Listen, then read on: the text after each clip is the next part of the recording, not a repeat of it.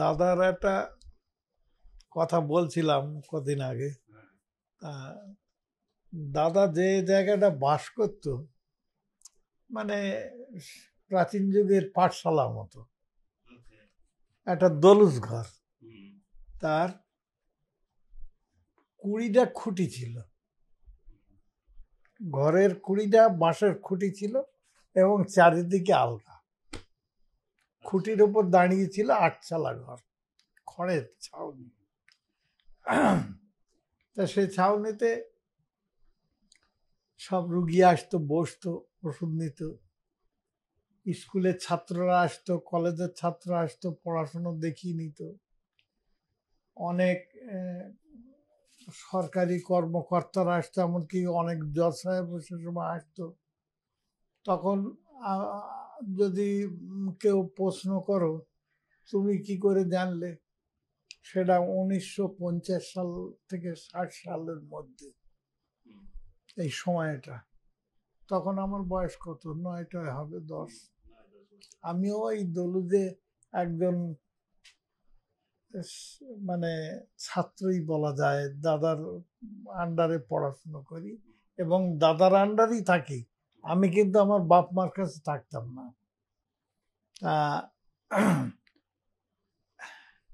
একদিন একজন মানে গ্রামের লোক ছিল 90 থেকে 95 মূর্খ, মানে মানে অক্ষর জ্ঞান শূন্য। তারা যে চিঠি আসতো, সেই চিঠি পড়াতে আসতো আমার দাদার কাছে। তা একটা চিঠি আসছে, সে চিঠির পাঠ উদ্ধার করা যাচ্ছে না। তা 16টা গ্রাম থেকে দূরের থেকে চিঠিটা এসছে।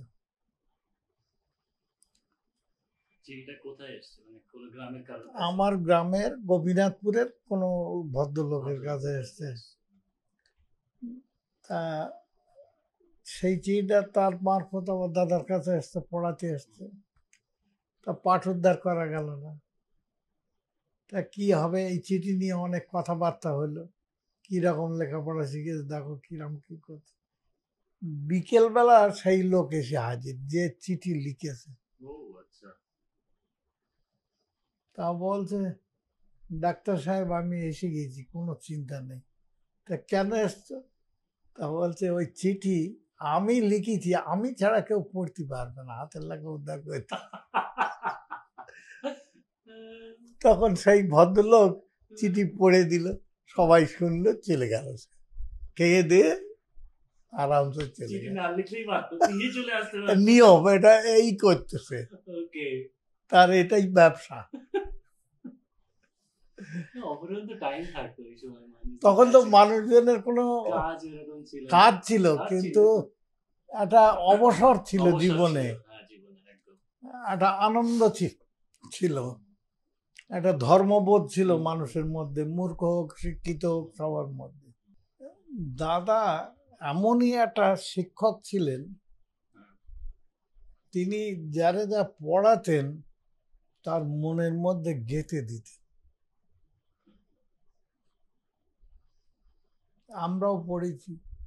আর এখনকার দিনে যে একটা জিনিস আছে, অঙ্ক একটা মাস্টারমশাই করাবে, বাংলা একটা মাস্টারমশাই পড়াবে, তখন কিন্তু এসব ছিল না। স্কুলের মাস্টারমশাইরাই যা পড়াতেন সেটাই এনাফ ছিল, কোনো প্রাইভেট পড়াতে হতো না। যাদের আমার মতো দাদা ছিল তারা তারা আরো ব্রিলিয়ান্ট রেজাল্ট করতো, তাদের পড়াইতো। কারণ এখানে যারা ছাত্রদের গার্জেন বা পিতামাতা ছিল তারা সবই মূর্খ এবং সঙ্গতিহীন। একটা গ্রামে 3টে কি 4টে ফ্যামিলির সঙ্গতি ছিল। তারা পড়াশোনার পিছনে প্রাইভেট দেবে, এটা তারা মনে করতে একটা ফালতু খরচ, বাড়তি খরচ। তা দাদার কাছে পড়তে এসে আমি আমার জ্ঞান দিয়েই বলি, আমার অভিজ্ঞতা, আমার যেটা পেয়েছি, দাদার বললাম, দাদা আমি বাংলাটা ভালো করে শিখব। তা বলছে আচ্ছা ঠিক আছে। তো উনি বিদ্যাসাগরের বর্ণ পরিচয় থেকে আরম্ভ করলেন এবং পড়াতে লাগলেন রবীন্দ্রনাথ, বিভূতিভূষণ বন্দ্যোপাধ্যায়, বঙ্কিমচন্দ্র। আমার আজও মনে আছে বিভূতিভূষণের দেবযান আমি বুঝতে পারিনি পড়ি। আমারে নবার বুঝিয়ে দিয়েছেন, নবারের পর সে সম্বন্ধে আমি জ্ঞান লাভ করি এবং আজও সে জ্ঞান ভিতরে আসে। তা তারপর একদিন শখ হলো, দাদা আরবি পড়ব, একটা মাদ্রাসায় আমারে ভর্তি করে দাও। তা বলছে তুই মাদ্রাসা যাবি কেন, তুই পড়, আমার এখানেই পড়। তো উনি করলেন কি, ভোজা হাই স্কুলের যে স্কুল উনি প্রতিষ্ঠা করেছিলেন এবং ওই স্কুলের যতদিন বেঁচে ছিলেন ফাউন্ডার প্রেসিডেন্ট ছিলেন। তা উনি করলেন কি, ওই মিটিং হলো, মিটিংয়ে বললেন যে আমার নাতিরে আমি একটু আরবি পড়াবো, ও সংস্কৃত পড়বে না, আরবিটা ক্লাস 8 পর্যন্ত পড়বে আর তার পরীক্ষাটা আমি নেব। তা কোনো সন্দেহ এলো না যে লোক তার নাতির বেশি নাম্বার দেবে কি করবে। তারা খুব খুশি মনে রায় দিল এবং আমি আরবি ওখানে পড়লাম এবং যতটুকু পড়তে পেরেছিলাম আজও কোরআন শরীফ পড়তে পারি এবং বোধহয় কিছুদিন আর একটু মন দিয়ে পড়লে আরবি ভাষায় আমি কথা বলতে পারতাম। আর একটা জিনিস নিয়ে আমার কোনোদিন শখ করতে হয়নি, ইংরেজিতে খুব মানে ওনার ইচ্ছা পড়ানোর, আর ইংরেজি এত ভালো পড়াতেন যে গাধাও সাহেব হয়ে উঠত। আর আজকাল দেখি ক্রিকেটের প্লেয়াররাও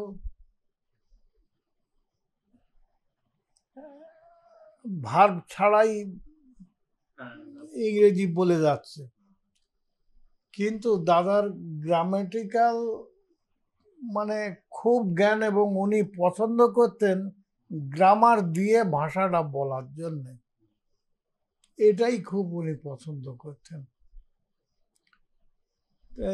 এখানে নিশিবাবুর ছেলে, ওর নামটা কি আমি ভুলে যাচ্ছি, এইরকম বহু গ্রাজুয়েট ছেলে, বিএ পড়ছে এরম ছেলে, ম্যাট্রিক পড়ছে, 11 আইএ পড়ছে, তখন 11 ক্লাস ছিল না, সব ছেলেরা এসে এখানে ইংরেজি পড়ে যেত, পড়ে যেত। এবং এইসব ছাত্ররা তিনি এতই ভালোবাসতেন, একটা কথা উদাহরণ দেই, যখন উনি অসুস্থ হলেন তখন আমার বাবজি জিজ্ঞেস করছেন, বাবজি মানে আব্বা জিজ্ঞেস করছেন যে তোমার আত্মীয় স্বজন কাউকে কি দেখার ইচ্ছে করে আপনার, আপনার বলতে আপনি বলতে, তা বলছে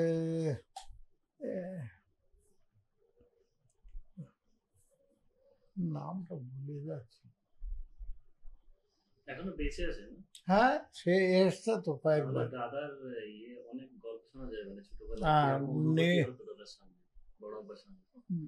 বলতে অমুকের খবর দাও, একটা বর্ধিষ্ণু বাংলাদেশের হিন্দু পরিবারের ছেলে, সেই শুধু আসলো দাদার ইচ্ছায় দাদাকে শেষ অবস্থায় দেখতে।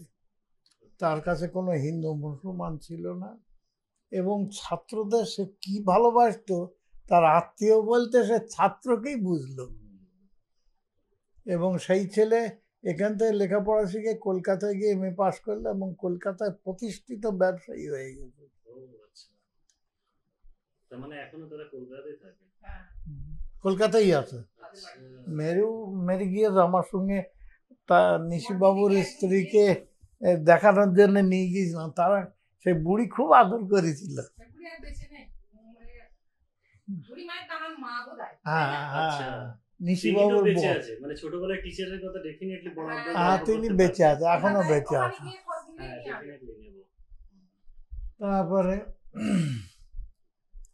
এবং তিনি এখানে যত স্কুল, যেমন ঘোষা হাই স্কুল তো প্রেসিডেন্ট ছিলেনই, গাইঘাটা স্কুলও উনি যারা পত্তন করেছিল সেই দলে উনিও ছিলেন। চৌবড়ি স্কুল যারা পত্তন করেছিলেন দীনবন্ধুর ওখানে, দীনবন্ধু মিত্রের চৌবড়িতে, তিনি ওখানেও ছিলেন। নিমতলা হাই স্কুল প্রতিষ্ঠা হয়েছে, তিনি ওখানেও ছিলেন। মানে বিদ্যার প্রসারের জন্য, লেখাপড়ার প্রসারের জন্য উনি খুব আকাঙ্ক্ষিত এবং লালায়িত ছিলেন। তা উনি তৎকালীন যুগের ব্রিটিশ পিরিয়ডের প্রেসিডেন্সি কলেজ থেকে বিএ পাস। আরও আগের দিনও বলেছি, উনি হুমায়ুন কবিরের মতো একজন লোকের ক্লাসমেট। তার অন্য ক্লাসমেটও এই স্ট্যান্ডার্ডের ছিল। তো যখন দ্বিতীয় বিশ্বযুদ্ধ হয়, জাপানিরা বোমা ফেললো। এইবার বলল যে জাপানিরা কলকাতায় বোমা ফেলবে। তখন এই ভয়তে কলকাতা ছেড়ে ট্রেনে বাসের জায়গা হয় না, হেঁটে দৌড়ে মানে সব পালিয়েছিল। সেই আমলে দাদাও চলে এসেছিল। দাদা চলে আসলে শিক্ষকতা জীবনের রীতি হয়ে গেল। মানিকতলাতে ঘর বাড়ি সব জায়গা সবই ছিল?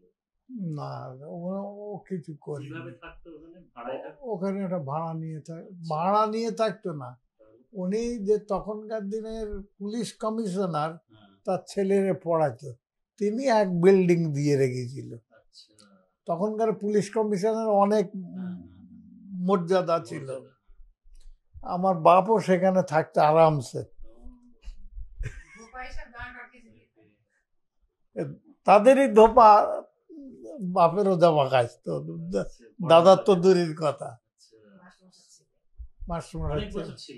হ্যাঁ, অনেক তার মানে বড় মা ওখানে থাকতো না। আচ্ছা ছোট ছেলেরে নিয়ে চলে কলকাতায় চলে গেছে, মানুষ করবে, প্রেসিডেন্সিতে পড়বে, এই আর কি। মানুষ যেটা স্বপ্ন দেখে, আমার মা যেমন জান্নাতে নিয়ে গেছে, মানুষ করবে। তাই একদিন গল্প করলাম, মা মানুষ হবে কি হবে সে আল্লাহ পাকই জানে। তা আমার শুধু লেখাপড়া তিনি শেখাননি। আমি একদিন বললাম, দাদা আমি একটু বাইরে যাচ্ছি, মানে পেচ্ছাপ করতে যাবো, এরকম সব বলে দেয়, বাইরে কথা বলা হয়তো। যা, উনি ডাক্তারি বই হোক, কোরআন শরীফ হোক, দিনই 11-12 ঘন্টা কোরআন শরীফ পড়তেন। তা উনি পড়ায় নিবদ্ধ হয়ে গেছেন, মনোনিবেশ করেছেন। কখন 9টা বেজে গেছে, আমি সে ঘুরে ঘুরে কত আর খেলা করব, করে এসেও দেখি মানে উনি পড়ছে। আমি তখন চৌকিতে শুয়ে পড়লাম। আমার তখন খুব ঘুম এসে যাচ্ছে। তখন দেখছি আমার দাদা একটা বালতি করে পানি নিয়ে এসছে, একটা গামছা করে দিয়ে সেই ভিজিয়ে ভিজিয়ে হাত পা সব মুছে দিচ্ছে ভালো করে, দিয়ে বালিতে। আমি আর জানি না কিছু। তা এই আমি খেলা করছি তো দূরে, কেউ খবর জানে না, তো মা খাবার খাইয়ে দিয়েছে। তা এইরকম যত্নে তিনি আমাকে মানুষ করেছেন, কোনোদিন বকিনি। আর ওনার একটা গুণ ছিল, ওনার মুখ দিয়ে কোনোদিন কুকথা বার হতো না, গালাগালি বার হতো না। একমাত্র কথাটা বলতো, গাধা কোথাকার, মাস্টারমশাই তো। তা উনি আর একটা জিনিস শেখাতো, আমারে শুধু শেখাতো কি, অন্য লোকেদের শেখাতো মনে নেই, আমারে শেখাতো সেইটি বলছি, সত্যি কথা কেন বলা হবে, সত্যি কথা কেন কেন বলতে হবে, আচ্ছা মিথ্যা কেন বলা হবে না। এই কথাটা উনি কোনো ধর্মগ্রন্থ থেকে না, বিদ্যাসাগরের ওই গোপাল আর রাখালের গল্প থেকে আরম্ভ করতেন। তারপরে চরিত্রবান কেন হতে হবে, প্রত্যেকটা সাধু কথা যারা আমরা বলি সেই সব ওই বয়স থেকেই আমার মধ্যে শিখিয়েছে। এবং আমি যখন মেডিকেলে পড়তে গেছি তখন আমারে বলছে যে তাই তো রে ভাই, একটা বই দেখলাম বার করেছে, আমার কাছে পাঠিয়েছে একজন,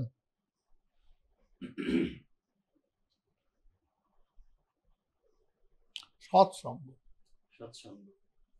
আচ্ছা তা যে সাধুসঙ্গ বা সৎসঙ্গ করে সেই হলো ধর্মের ভিত্তি, সেটাই হলো ধর্মের ভিত্তি। তা সৎসঙ্গ এইরকম সাধুকথা যে লিখেছে তারে একবার দেখা উচিত, সে মানুষের কাছে একটু যাওয়া উচিত। তা আমি তো এই বয়সে আর ভাই যেতে পারবো না, তুই একবার যাস। তা আমি গিয়েছিলাম ওই অনুকূল ঠাকুর। অনুকূল ঠাকুরের দেওঘরে, আচ্ছা সেই জন্য তুমি দেওঘর গিয়েছো। ওই দাদার কথায়। Okay, এবং ওখানে গিয়ে আমার খুব ভালো লেগেছে। এবং ওদের যে গুরুদেব ছিল তিনি মারা গেছেন হুম, সেই সময়, খুব তাড়াতাড়ি রিসেন্টলি মারা গেছে, আমিও গিয়েছি। তো ওনার একটা ছেলে কাজল বাবু, হুম। তার সঙ্গে আমার খুব সখ্যতা মানে হয়েছিল। তুমি যখন গিয়েছো সেই সময় অনুকূল ঠাকুর মারা হ্যাঁ, গিয়েছে। অনুকূল ঠাকুর আচ্ছা ওনাদের আদি বাড়ি দেহ ওখানে, রেখেছেন। আর ওখানে ওনাদের বসতি। তা বলতে পারবো না বাট আমি অত ওখানে করে। সবাই যেত, হ্যাঁ, দেওঘর মানে হচ্ছে অনুকূল ঠাকুরের, ওখানে যাওয়া হয়তো। আজও ওখানেই। হ্যাঁ, আর ওখানের ছেলে মানুষ তো, হুম, ওখানে দুটো জিনিস আমার খুব মনে আছে। হুম, মানুষ হিসেবে অনুকূল ঠাকুরের ছেলেকে দেখেছি, হুম, না জানি তিনি কত বড় মানুষ। অনুকূল ঠাকুরের ছেলে এমন একটা মানুষ যারা নাঙাল পাওয়া যায় না, এত বড়। oh my God, আর একটা জিনিস খুব ভালো লেগেছিল, ওখানকার পানিতে খুব হজম হয় আমার মনে হয়। হুম, রাত 12টার সময় উঠেছি, খিদে লেগেছে, হুম, পাশের একটা গোয়ালা বুড়ি, সে বলছে হ্যাঁ বাবা আমার কাছে আয়। সে পেড়া দিয়ে, দুধ দিয়ে, খই দিয়ে, এইসব দিয়ে আমার খেতে দিল। খেয়ে পেড়াও খুব মিষ্টি, ওখানে পেড়া খুব ভালো সন্দেশে। হুম, সন্দেশ যেত। তো তুমি তুমি যখন গিয়েছিলে ওখানে মানে কিরকম ওই জায়গাটা সে কেমন গল্প ছিল? আরেকদিন বল, পাহাড় পাহাড় অনুকূল ঠাকুরের আরেকদিন জায়গাটা বলবো, ঠিক আছে। পাহাড়ের গল্প।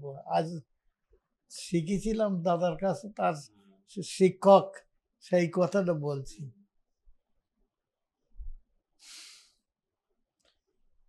তার শিক্ষার এবং চরিত্রের এমন গুণ হুম, ছিল, এবং ডাক্তার হিসেবে তিনি এমন কিংবদন্তি ডাক্তার ছিলেন। হুম, আমরা যেমন দুটো একটা বড় রুগী সেরে নিয়ে 500 টাকায় ভিজিট দাও, হুম, এই পৌঁছলাম, হুম, উনি তা না, সেই অল্প পয়সায় নিতেন। কিন্তু আমার তুলনায় উনি 80% বেশি রুগী সেরেছেন। হুম। এবং ওনার নাম আজও মুখে মুখে হ্যাঁ, গ্রামে exactly. দেশে ফেরে, তার কথা ডাক্তার হিসেবে।